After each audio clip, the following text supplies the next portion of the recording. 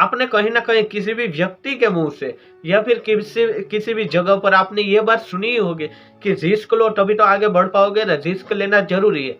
But मैं आपको पूरा फंडिंग बताऊंगा क्या है रिस्क का फंडा। तो चलो मैं बता रहा हूँ। तो पहले आप ना रिस्क लो। तो रिस्क एक आपका एक रिस्क आपका पूरा लाइफ यानी कि लाइफ करियर है वो बिगाड़ सकता है। वो कैसे? आप कहीं पे भी रिस्क लोगे, मैं आपको बड़ी बड़ी बातें सुनाकर इसे मोटिवेट नहीं करोगे कि रिस्क लो तो इश्क है, रिस्क लोगे तभी तो आगे बढ़ पाओगे, रिस्क लोगे तभी तो आप ऊपर जा पाओगे। बट ऐसी बड़ी बातें सुनकर आपका स्टेमिना यहाँ तक पहुंचेगा। फिर कोई आपको ऐसा कहेगा कि बहती गंगा में हाथ धो लो, आपका रिस्क का लेवल बढ़ेगा तो इस तरह से यहाँ पर स्टेमिना चला जाएगा और फिर यहाँ से आपको रिस्क नीचे पछाड़ डालेगा। यहाँ पर आपका करियर खत्म होगा क्योंकि जो फंडिंग आपका पड़ा होगा जो आप रिस्क लेने में आप पीछे मुड़कर नहीं देखोगे। सब कुछ आपकी जो चीजें है, जो आपकी फेवरेट चीजें है, उसको भी वहां पे दाव पर रख दो। इतना लेवल रिस्क का है क्योंकि रिस्क लेने में आपको और ज्यादा स्टेमिना बढ़ता है कि रिस्क में या तो आएगा तो यहाँ पे इसका डबल होकर आएगा। तो इस तरह से सब लोग रिस्क ले लेते हैं। फिर यहाँ पे रिस्क एक पैसों के मामले में नहीं, फिर कोई भी चीज हो या फिर कोई भी हो, यहाँ पे किसी पे भी रिस्क लिया जा सकता है। बट रिस्क का एक लेवल होता है कि हम जो कदम आगे बढ़ाए तो हमारा पीछे का बैकग्राउंड ऐसे ही रहना चाहिए। इसका मतलब क्या हुआ कि आपने कोई भी 12th के बाद जॉब कर दिया क्योंकि आपको नीड है, क्योंकि आपको कोई भी जॉब करनी है, क्योंकि अपनी जो फैमिली बैकग्राउंड है उससे कुछ अच्छा करना है। फिर हमारे जो घर है उसमें से किसी की जॉब चली गई तो सब कुछ दाव पर आ गया आपके ऊपर। आपके मैरिज भी हो चुके हैं और फिर आपको याद आया कि मेरा गोल तो कुछ अलग था बट मैं इसमें सेटिस्फाई नहीं हूँ क्योंकि किसी की जॉब चली गई।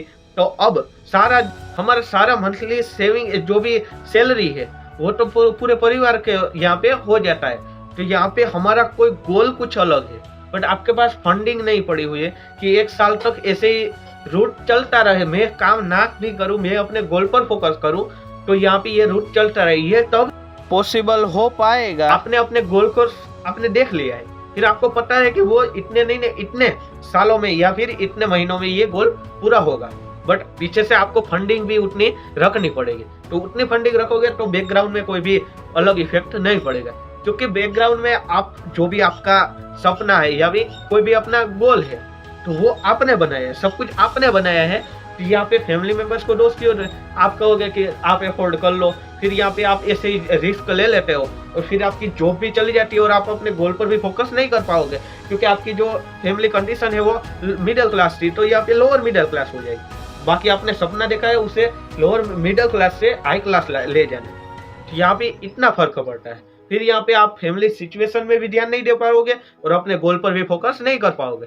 बट जो आपने अपने गोल डिसाइड कर लिया है और फंडिंग भी रख दी है तो यहाँ पे ये शक्य हो सकता है कि आपका जो गोल है वो पूरा हो सकता है।